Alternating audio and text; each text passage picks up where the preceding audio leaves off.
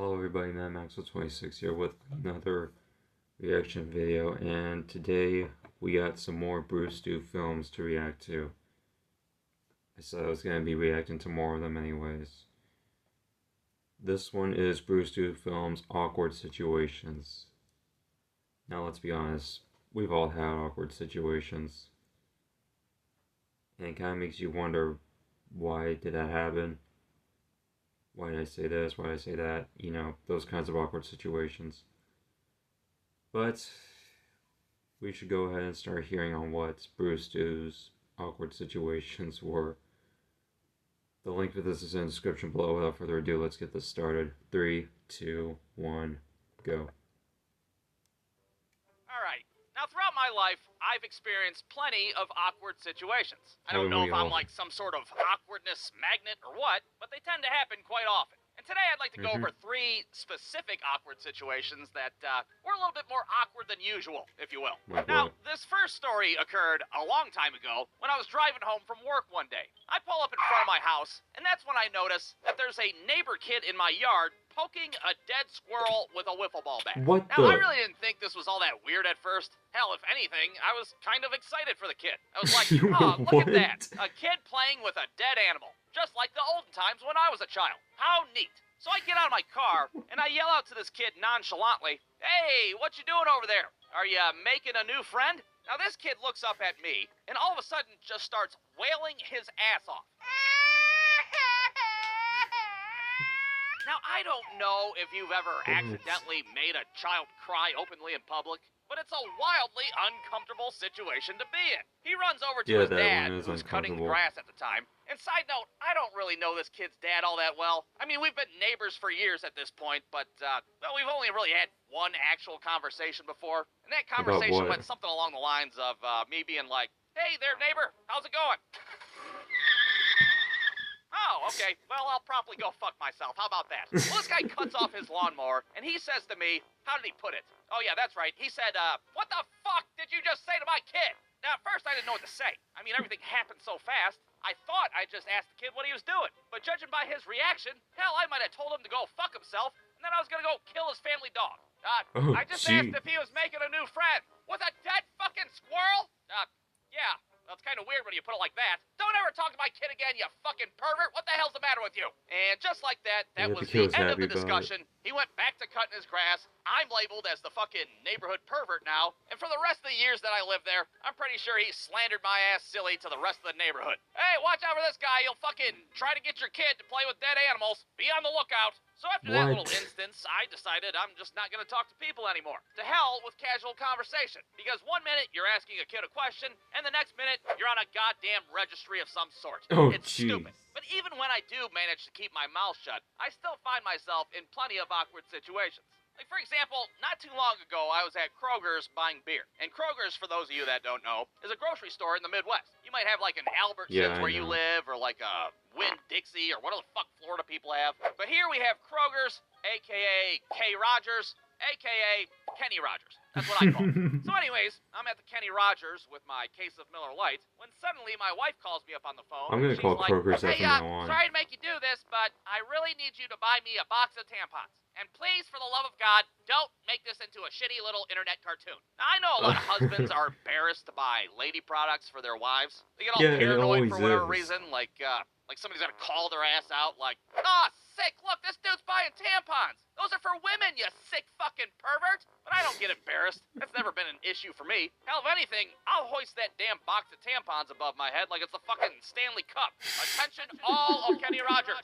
I am a man buying tampons for my bleeding wife. So I'm standing in line for the cashier, holding my case of Miller Lights and my box of Tampax Pearls. Well, it was right about then that I start thinking about something that I saw on TV a while back. And that something was like an episode of 60 Minutes or some shit, where they were doing a story about teenagers who soaked tampons in alcohol, and then they, you know, shoved them up their asses to get super drunk. I'm not making this up. This is a real fucking thing I've seen on TV. The news anchor was like, are your kids shoving beer-infused tampons up their assholes? More at 11, or whatever the fuck he said. Well, now I start getting a little paranoid because now I look like the goddamn poster child of this new fangled teenage trend. I look back at the dude behind me, and he's giving me a look like he fucking seen the same episode of 60 Minutes that I did. Boy, looks like you got quite the night planned out for yourself now, don't ya? So I go to check out, and I can tell that the cashier is totally perplexed at my choice of groceries. He's looking at the tampons and beer, then back at me, and then back at the tampons and beer, and he's trying to figure out what the fuck the correlation is between these two products. Well, now I feel like I have to speak up and try to defend myself to some degree. Look, it's really not what it looks like, okay? What's not what it looks like? The beer and the tampons. I'm not, like, doing anything weird with them. Why would I think that in the first place?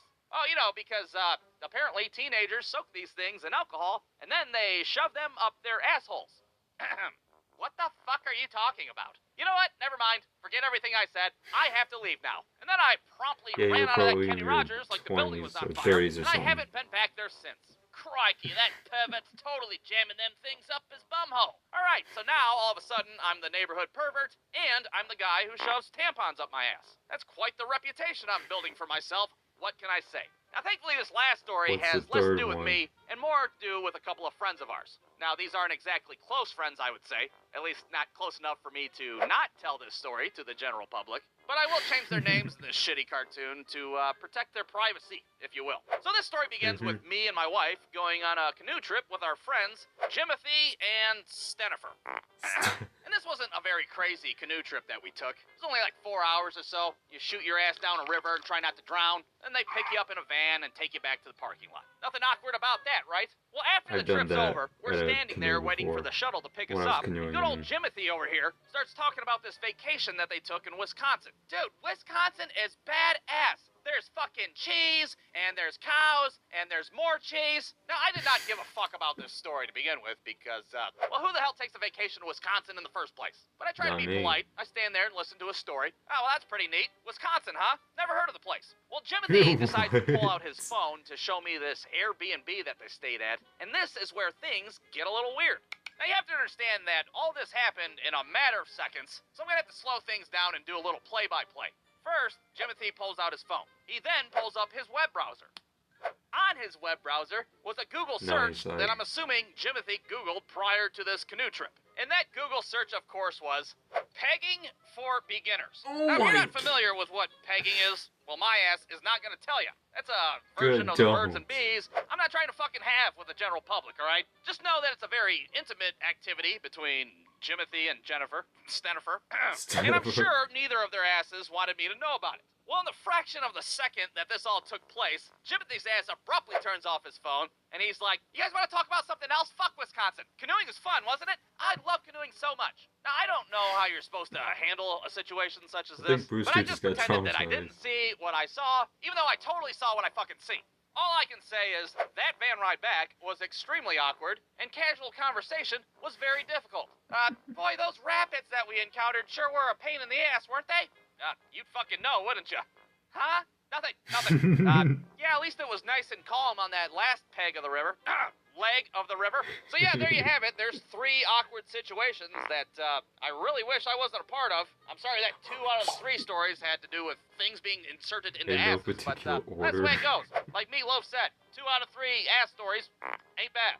And to Jimothy, if you're out there watching this, which, you know, there's a good chance that you are, I'm sorry I had to slander your ass 6 ways to Sunday, and I wish you no hard feelings whatsoever. Unless, of course, those hard feelings are in your asshole. Then I wish you all the hard feelings. All of them in the whole wide world. The end. Oh, God. Brewstew.com. Oh,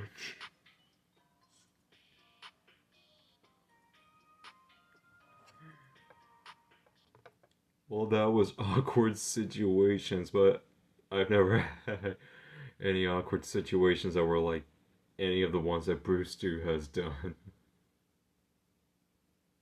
or has had in situations.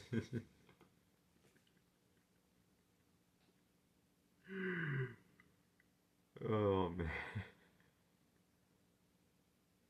I'm not sharing any of my awkward situations, because why would I? Like I said, everybody has had awkward situations and nobody wants to share them. Not even me, I ain't sharing mine. But Brewstew, Man, do I feel sorry for him.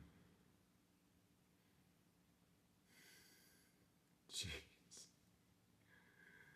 Anyways, Brewstew's social media platforms are down there in the video. Go ahead and check him out. Also, subscribe to Brewstewfilms on his YouTube channel. The link for this video is in the description below. Thank you guys so much for watching. If you like this video, prove it by hitting that like button. Subscribe to my channel for more content. Follow me on TikTok at MadMaxwell26. And with that being said, I am MadMaxwell. Almost went sorry to the point. And if you have a request, let me know in the comments below. With that being said, I am MadMaxwell26, and I will see you guys in the next video. Peace out.